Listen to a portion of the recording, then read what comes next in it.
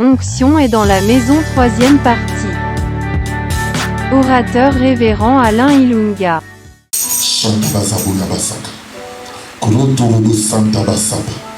Merci Seigneur parce que tu es Dieu. Merci Seigneur parce que tu es puissant. Dis merci au Seigneur pour ce moment. Dis merci au Seigneur pour ce moment de prière. Dis merci au Seigneur pour ce moment. Mais remercie le Seigneur pour ta vie. Pour tout ce que le Seigneur a manifesté dans ta vie. Commence à lui dire merci maintenant. Dis-lui merci. Dis-lui merci. Dis-lui encore et encore merci. Dis Seigneur, je ne peux que te remercier. Je ne peux que te remercier.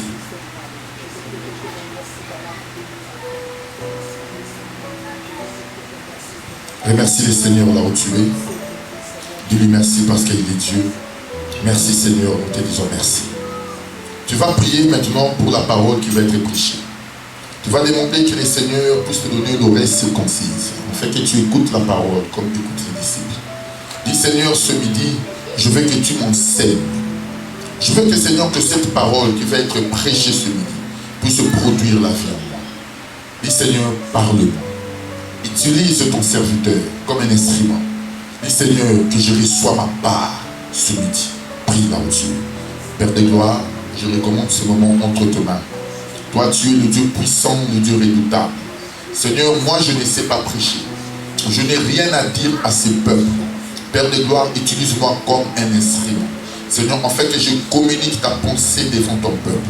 Oh Seigneur, en ce moment, j'annule tout plan de l'ennemi, toute flèche de l'ennemi qui viendront pour perturber ces moments. Oh Père, je les rends captifs à l'obéissance de Christ. Tout ce qui n'est pas à toi soit détruit dans ces moments au nom de Jésus-Christ. Seigneur, que ta gloire m'accompagne.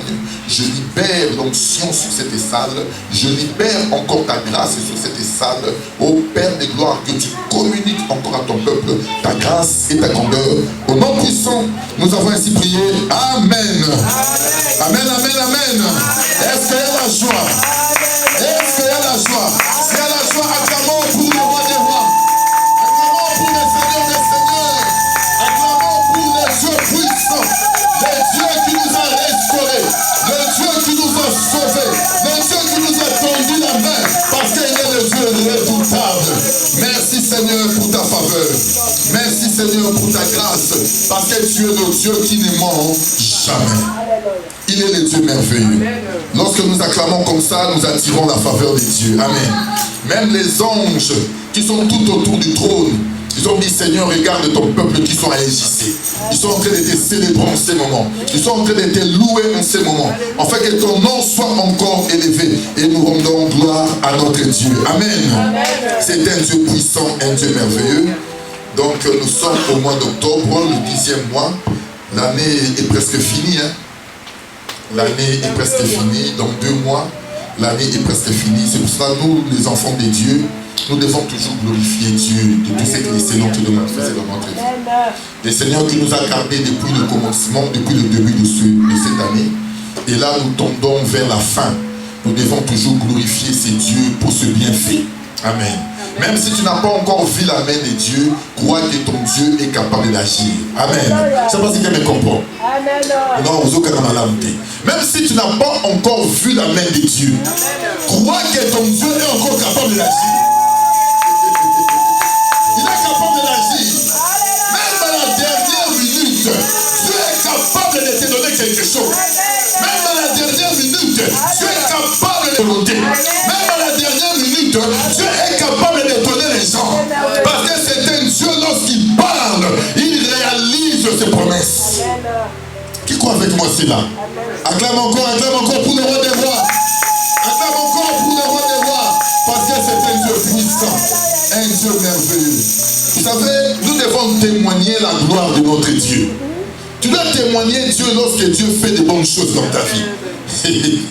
Vous savez, mon fils Joël a dit donc il avait manqué l'école.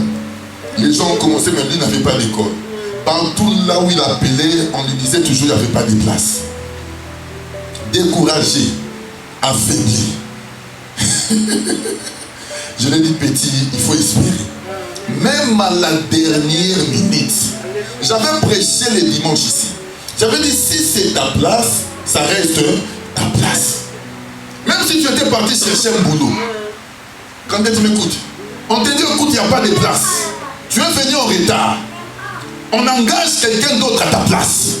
Mais si ce poste-là t'appartient, cet homme-là ne fera pas 2 mois. Je pense que tu comprends. Il ne va pas faire 2 mois dans ce poste-là. Dieu est capable de les faire lever, qu'on puisse les virer pour que toi tu puisses t'asseoir. Afin de glorifier la gloire de Dieu. Un enfant de Dieu ne peut pas échouer. C'est ce que je comprends. Les échecs sont pour les hommes du monde. Nous qui sommes les enfants de Dieu, tu peux trébucher, mais tu ne tomberas jamais.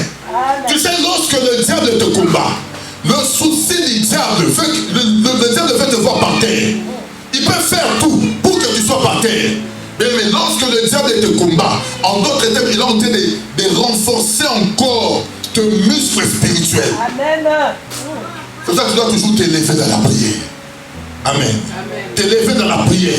Parce que c'est dans la prière que tu auras la victoire. C'est dans la prière que tu auras la capacité d'attirer la faveur de Dieu. C'est dans la prière que tu seras un homme fort, une femme forte à pouvoir servir le Dieu puissant. Alors on ne désespère jamais. Dieu est le Dieu puissant. Amen. Oh, écoutez, il n'est même pas le Dieu puissant. Il est le Dieu tout puissant. Ça, c'est que je comprends. Un Dieu tout puissant. Vous savez, écoutez, Dieu a appelé Abraham. Dans Genèse 12, il a dit à Abraham, quitte ton pays, quitte ta patrie, va dans le pays que je te montrerai. Je te bénirai.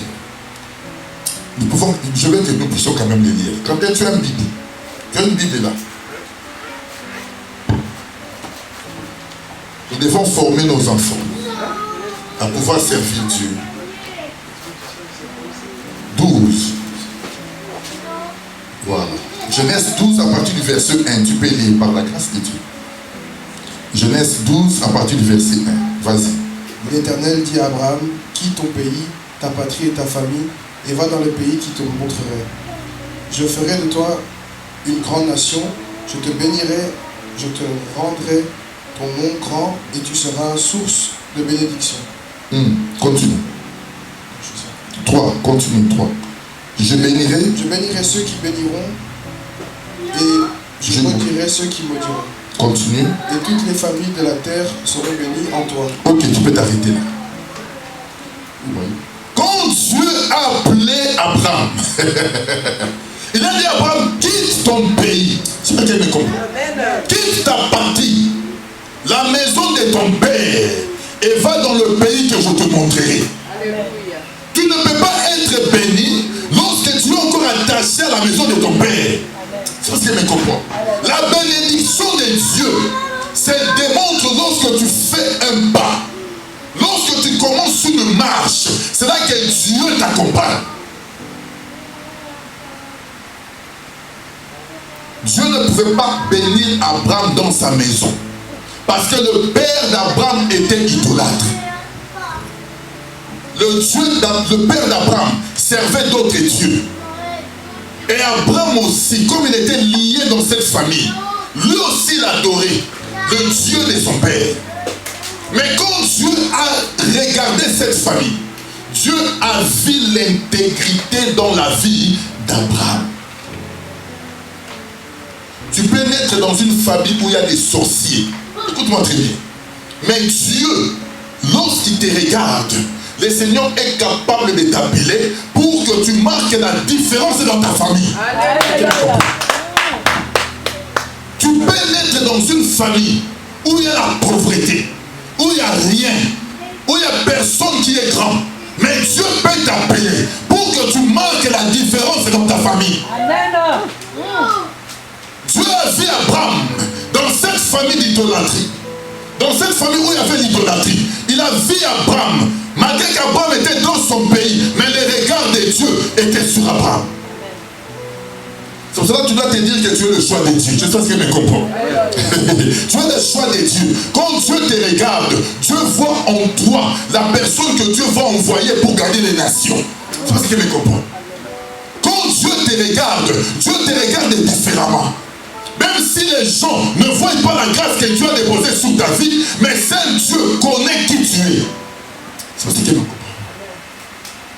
C'est pour cela l'ennemi, quand il constate que dans ta vie, tu as des promesses, il commence à te combattre. Amen. C'est pas ce que je me comprends. Dieu a vu Abraham dans sa maison et le regard de Dieu était sur Abraham. Tu dois être le choix de Dieu ce midi. Je ne sais pas si je me comprends. Tu dois être le choix de Dieu ce midi. J'aimerais que quelqu'un dise Dieu me connaît. Dieu me connaît.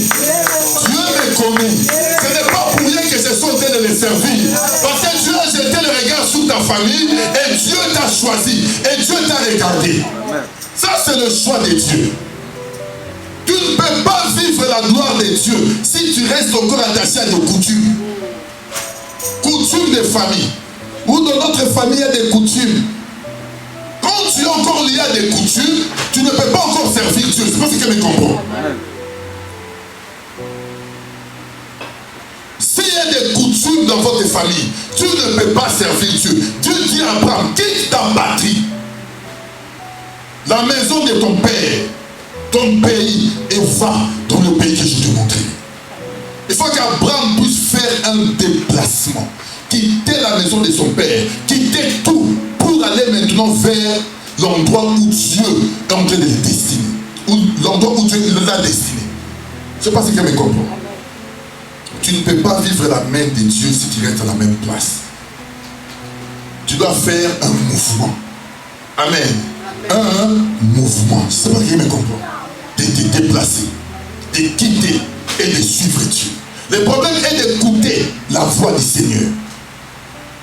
D'écouter la voix du Seigneur. Quand Dieu parle, tu dois écouter et obéir à sa voix. C'est là que tu vivras sa gloire et sa grandeur. Amen. Acclame un peu pour le roi des rois. Acclame un peu pour le Seigneur des seigneurs. Acclame pour le Dieu puissant. Il est le Dieu merveilleux. Tu ne peux pas vivre la gloire de Dieu si tu restes à la même place. Il faut suivre les seigneurs. Amen. Prenons nos Bibles. Nous allons maintenant entrer dans notre sujet. Dans notre thème de ce dimanche, nous sommes toujours en train de parler de l'onction et dans la maison. Je suis dans le livre de 1 Samuel. 1 Samuel, lorsque maman m'aurait pu montrer à Quentin. Tu vois, quand il faut lire la Bible maintenant. Hein? 1 Samuel, c'est après le livre de 1 roi. 1 Samuel 16. 1 Samuel 16, à partir du verset 11. Attends. Oui, à partir du verset 11. 1 Samuel 16, à partir du verset 11, tu peux lire. Puis Samuel dit à Issa, tous tes fils sont-ils là? Il répondit, il reste encore le plus jeune, mais il garde les brebis. Alors Samuel dit à Issa, envoie quelqu'un le chercher, car nous ne prendrons pas place avant qu'il ne soit pas arrivé. Ok, tu peux t'arrêter là. Tu peux prendre mes versets 1. Écoutez bien. Éternel dit à Samuel, quand seras-tu de pleurs sur Saoul? Je le rejette afin qu'il ne règne plus sur Israël. Remplis ta corne d'huile et pars. Je t'envoie chez Issa le Bethlémélite, car j'ai vu parmi ses fils celui qui désire pour roi. Pour roi, ok, amen. Voilà. Dieu est bon, n'est-ce pas? Amen. Nous sommes en train de continuer notre enseignement sur l'onction et dans la maison. Nous parlerons de l'onction pendant tout, peut-être jusqu'au mois de décembre.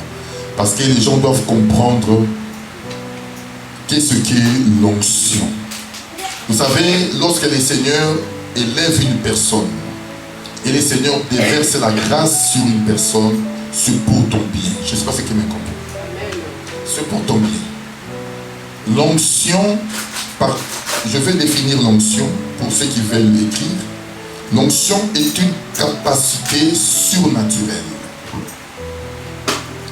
Capacité surnaturelle que le Seigneur déverse sur une personne pour accomplir une œuvre.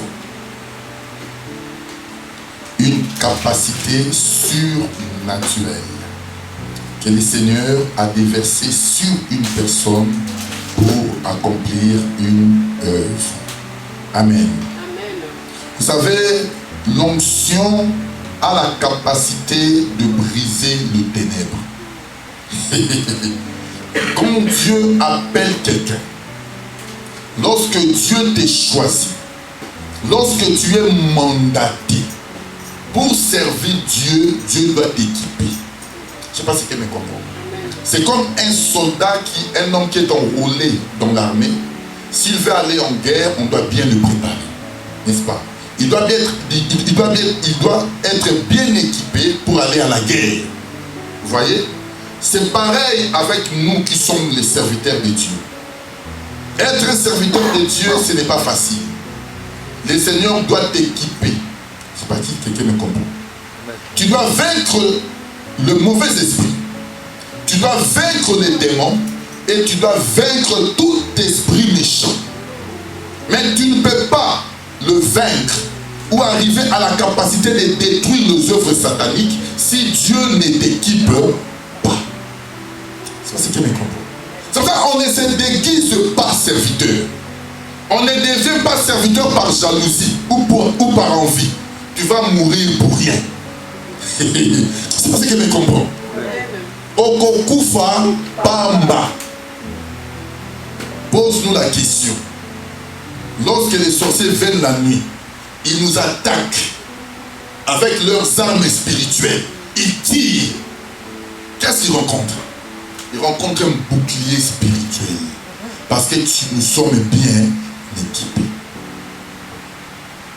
Si tu n'es pas bien équipé, quand tu auras une balle, tu ne vas pas te réveiller le matin.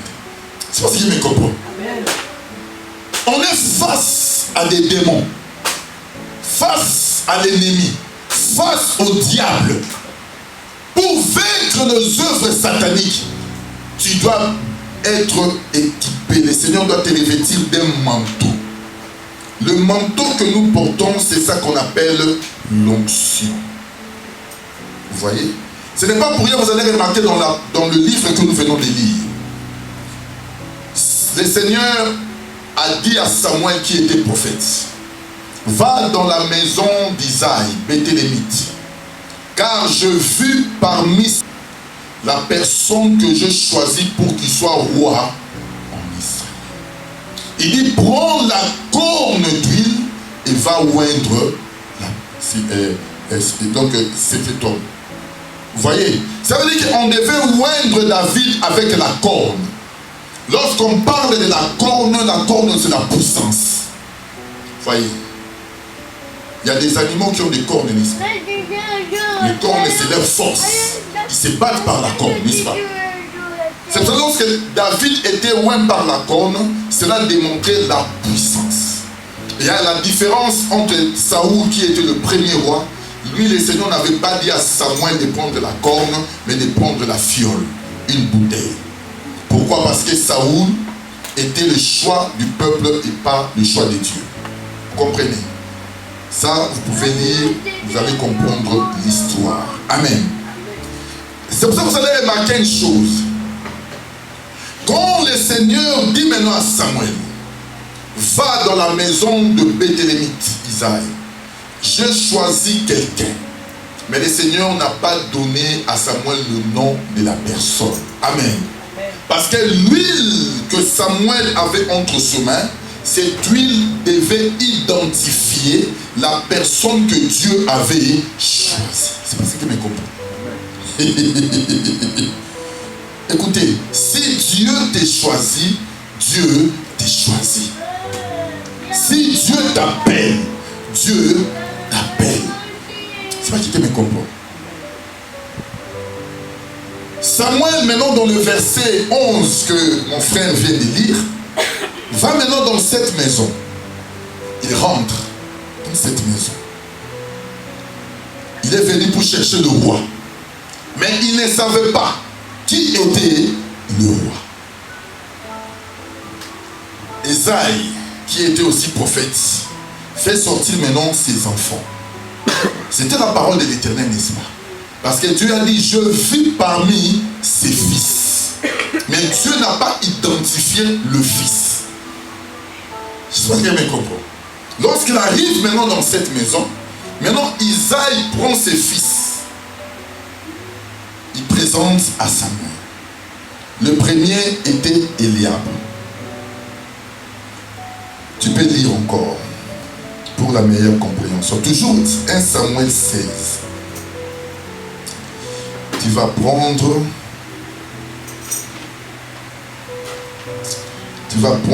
le verset 6. 1 Samuel 16, verset 6. Pour ceux qui écrivent, écoutez, nous allons aller doucement pour que personne n'échappe à la connaissance. 1 Samuel 16, tu commences à partir du verset 6. Lorsqu'ils entrèrent, ils se disent en voyant Eliab, certainement celui que l'Éternel désigne par onction, et ici devant lui. Mais l'Éternel dit à Samuel, ne prête pas attention à son apparence et à sa grande taille, car je l'ai rejeté. Ok. Continue. L'Éternel ne considère pas, vas-y, l'Éternel ne considère pas ce que l'homme considère. L'homme regarde à ce qui frappe les yeux, mais l'Éternel regarde au cœur. Voilà. Voyez. Quand le prophète est entré maintenant dans cette maison, Isaïe a présenté ses fils. Le premier était Eliab. Vous savez, le prophète, avec l'œil humain, lorsqu'il a regardé Eliab, parce que la Bible est en train d'identifier Eliab qu'il était grand. Il avait une grande taille. Quand le prophète a regardé, il a cru que c'était lui que Dieu avait choisi. C'est parce qu'il me comprend. Ça veut dire qu'un homme peut aussi se tromper. C'est parce qu'il me comprend. Si le prophète s'était trompé en regardant Eliab, à combien plus forte raison toi et moi? C'est parce que quelqu'un me comprend. Tu peux aussi te tromper. Crois que la personne que tu es en train de marcher avec lui, c'est une bonne personne. Ou la personne que tu es en train de côtoyer, c'est une bonne personne. Tu peux aussi te tromper. Parce que tu regardes par l'apparence. Mais Dieu ne regarde pas par l'apparence. Dieu regarde par le cœur. C'est pas qu'elle me comprend. Si nous échouons, parce que nous ne considérons pas ce que Dieu nous demande de faire, parce que nous regardons beaucoup de gens par rapport à leur apparence, mais nous ne sondons pas leur cœur ou sonder le cœur de Dieu pour demander si la personne que tu côtoies, c'est une bonne personne.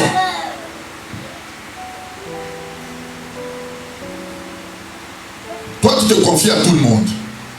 Tu dis tes secrets à tout le monde.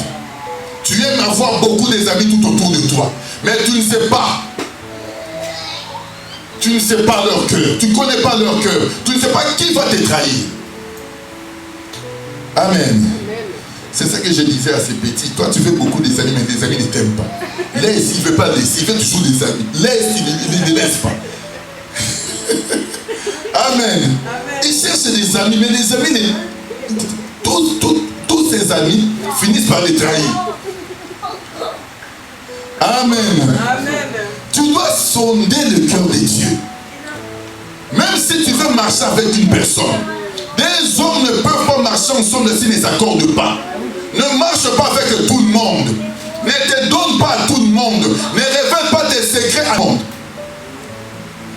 Sonde le profondeur de Dieu pour connaître les gens que tu es en train de côtoyer si ce sont des bonnes personnes. Vous voyez, les prophètes s'est trompé. On reste humain, n'est-ce pas? On a des sentiments. Même dans le choix, si tu veux faire un choix pour avoir une femme, ne regarde pas seulement parce qu'elle a une belle taille. Parce que quand tu regardes la taille là, oh non, ça je ne dors pas la nuit. Toi tu regardes la taille, peut-être c'est une sorcière. Elle va commencer à t'envoûter la nuit. sans que tu saches parce que tu as regardé la taille. C'est parce qu'il me comprend. Tu peux te tromper. Si Samuel s'est trompé, c'est que toi aussi tu peux te tromper. Même à l'église, on a fait confiance à beaucoup de gens, n'est-ce pas? On a fait confiance à beaucoup de gens. On les a même donné des engagements. Mais on s'est trompé. Je ne regrette pas. Parce que quand je lis cette écriture, je comprends que même le prophète de Samuel, il s'est trompé. Parce qu'il a regardé à l'apparence. C'est pour cela qu'on a pris une décision dans cette église. On ne regardera plus jamais les gens par l'apparence. Quand tu viens, on doit te faire scanner, passer par les scanners. On doit te scanner spirituellement. Amen. On doit te scanner. Parce que si on ne te scanne pas, après demain, tu vas encore nous rapporter beaucoup de problèmes. Alors, mieux qu'on te scanne avant. Si on constate déjà que c'est un agent, on te met dehors tout de suite. Amen. Parce que le diable envoie aussi ses agents à l'église. C'est parce qu'il me comprend. Il y a des agents diaboliques qui viennent dans les églises pour détruire. Ils sont nombreux. On les envoie. Va dans cette église-là. Mais toi, tu vas détruire cette église. C'est ça ta mission. Alors il faut beaucoup prier. Amen. On doit commencer à beaucoup prier pour les gens qui viennent. Leur faire passer par le scanner spirituel. Hein? Au côté de ma bonne 5 jours. Nous avons arrivé les bisous. Amen. Acclamons pour le roi de roi. Acclamons pour le Dieu puissant. Un Dieu merveilleux, un Dieu redoutable. Le premier est sorti. Dieu a dit à Samuel, ne regarde pas, ne prends pas garde à sa taille, car je l'ai rejeté. L'Éternel ne considère pas ce que l'homme considère.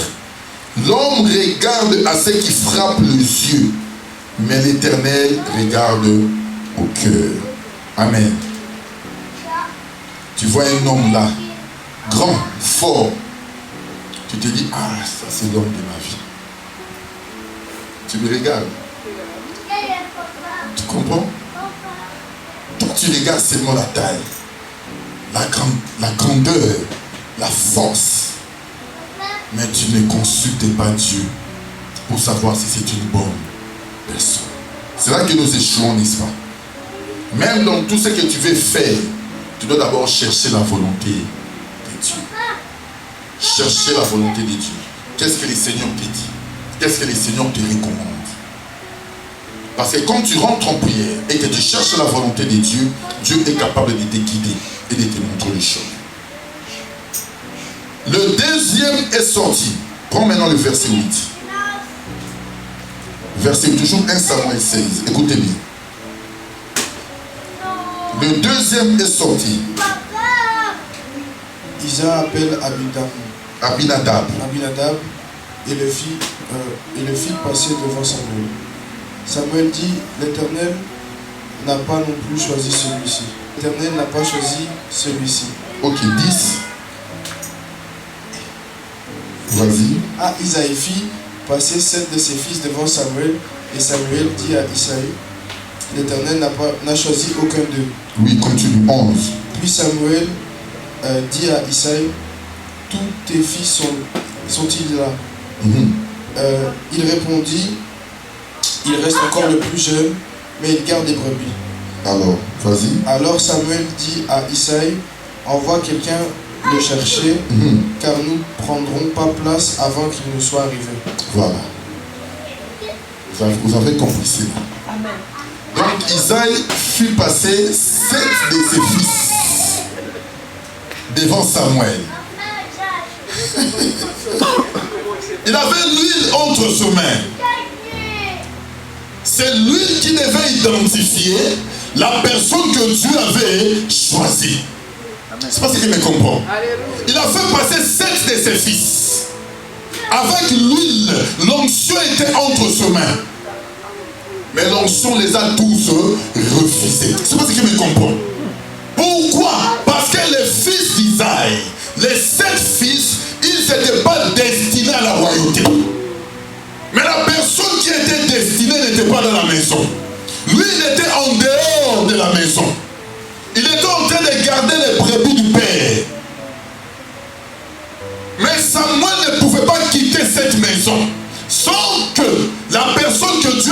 sanctifié puisse venir. C'est parce qu'il me comprend. Si Dieu t'a regardé, sache que le regard de Dieu restera sur ta vie. Amen. David n'était pas dans la maison, mais Dieu a vu David. Là où tu es, tout ce que tu es en train de faire, sache que le regard de Dieu est sur ta vie. Ne crois pas que Dieu va te regarder lorsque seulement tu le sers. Dieu peut te regarder avant même que tu sois devenu enfant de Dieu. Parce que nous sommes tirés du monde. C'est là que Dieu nous a vus. C'est là que Dieu nous a regardés. David n'était pas dans la maison. Il était en dehors. Mais le regard de Dieu était sur sa vie. Tu ne te poses pas de questions. Pourquoi même avant que tu puisses croire à la parole, que tu n'avais pas encore donné ta vie au Seigneur, même lorsque le diable te combattait, il n'arrivait pas à te vaincre. Pose-toi la question pourquoi. Parce qu'il y avait déjà les regards de Dieu sur ta vie. Je ne sais pas si quelqu'un me comprend. Même lorsque tu n'avais pas encore cru, tu n'avais pas encore donné ta vie au Seigneur, mais ton Dieu t'avait déjà regardé. Je parle à la vie de quelqu'un. Attache-toi à ton Dieu, tu ne seras jamais déçu. Attache-toi à ton Dieu, tu vivras sa gloire. Lorsque tu t'attaches à ce Dieu démontrera encore sa main puissante pour que tu puisses toujours le célébrer. Avant même que tu puisses donner ta vie au Seigneur, les diables combattaient ta vie. Ils te combattaient. Mais il n'a jamais réussi à te détruire. Tu ne t'es jamais posé la question pourquoi. Pourquoi? Parce que tu étais déjà dans la pensée du Seigneur. Le Seigneur t'avait déjà vu. Le Seigneur t'avait déjà pointé le doigt. C'est pas qui me comprend. C'est pour cela que tu ne peux pas servir Dieu si tu n'as jamais écouté sa voix. Si tu n'as jamais participé au conseil de Dieu. Lorsque nous sommes venus dans le monde, Dieu nous connaît avant même la fondation du monde. Il a dit à Jérémie, je te connaissais. Le Seigneur a connu Jérémie avant. Et il avait déjà établi. C'est parce qu'il me comprend. David n'était pas dans la maison, en dehors de la maison, mais le regard de Dieu était sur cet homme.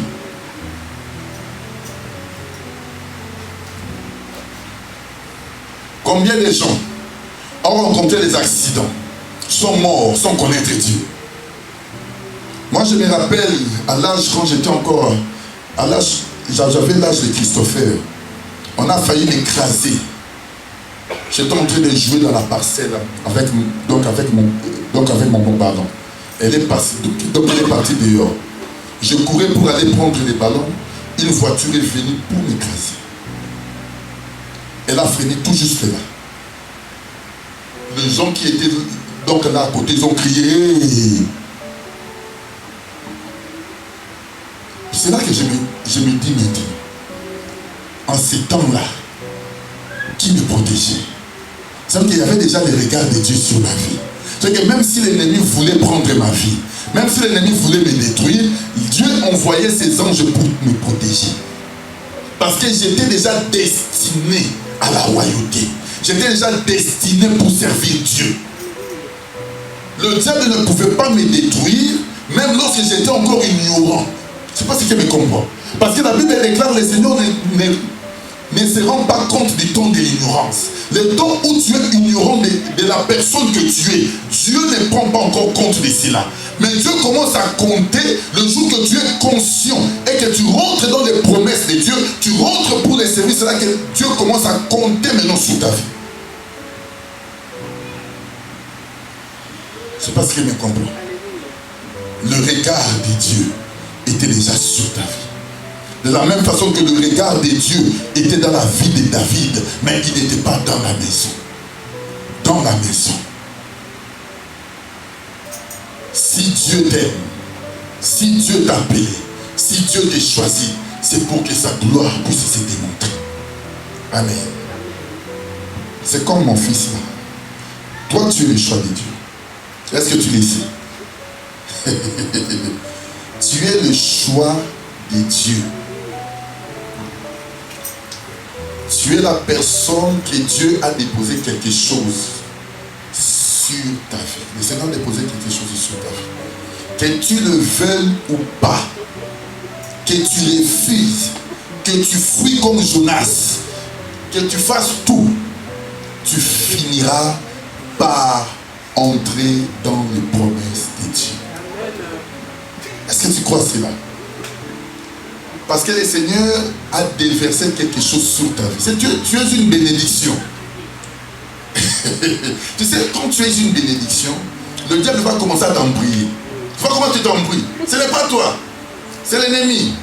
Il va t'embrouiller gauche, droite pour te faire perdre les chemins. Mais comme il y a la main de Dieu sur ta vie, l'ennemi n'arrivera jamais à détruire ta vie. Amen. Tu vas t'élever là où tu es. Chodarabassan, lève-toi, mets-toi ici. Merci, sois derrière lui. Tu sais,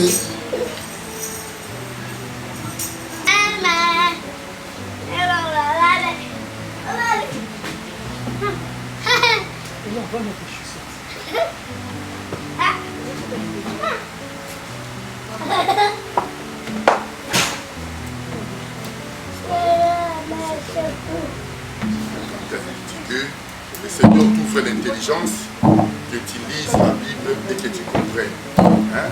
Et maintenant, comme ça, tu vas commencer à lire et puis tu vas prendre l'habitude petit à petit. Hein? Et puis tu deviendras un grand lecteur. Hein? Allez, nous acclamons pour le Seigneur bénisse.